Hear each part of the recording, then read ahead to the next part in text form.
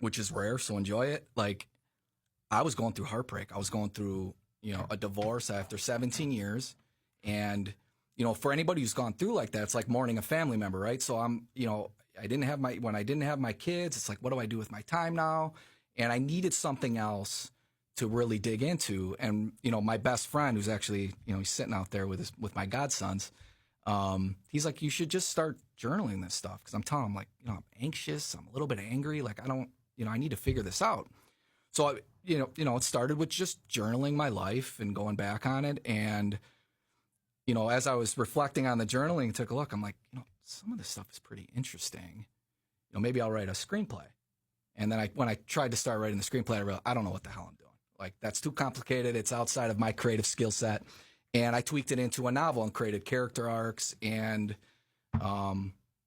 it became such a cathartic thing and such a passion of mine that I've been like, it's been the most rewarding professional experience of my life by a lot. And it's just helped a ton. But really the genesis of it, if I can be completely honest, is I was going through a really hard time.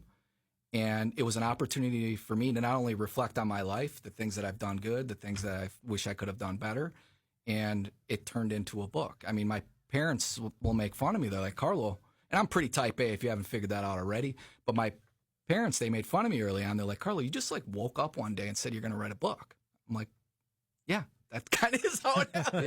Yeah. But I think the germ of the idea was there for quite some time. Yeah, I'm sure you've thought a lot about it. And, if storytelling and I'm sure with large family reunions, there's lots of, jokes and barbs and storytellings and, memories passed down. Yeah.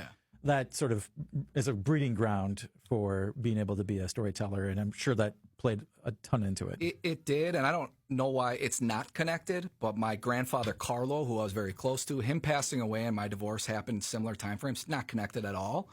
But that was part of this too. Some of the book is just to honor him. I mean, he was, he was a guy who probably went to school through 5th, 6th grade, but he was an entrepreneur. And the interesting part about him, he just had something about him where people would always want to be around him, and he was always the same guy.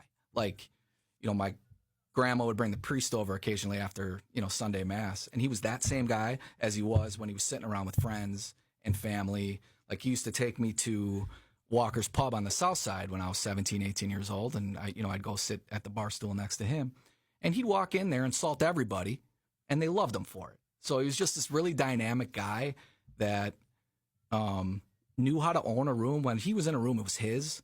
I think always the main character. He was just kind of the main character, right? And he's not necessarily in the book, but part of the story is that there's a patriarchal grandfather who passes away. It's not necessarily a central character in the book. It's kind of the specter over the entire novel. Sure. Right. And a lot of that is to honor him. Yeah. So, there's essence like that, right? And I love that you decided, well, this is going to take place in Milwaukee too. So the essence of Milwaukee being in the book as well as the family essence, right? So absolutely. How has Milwaukee sort of dripped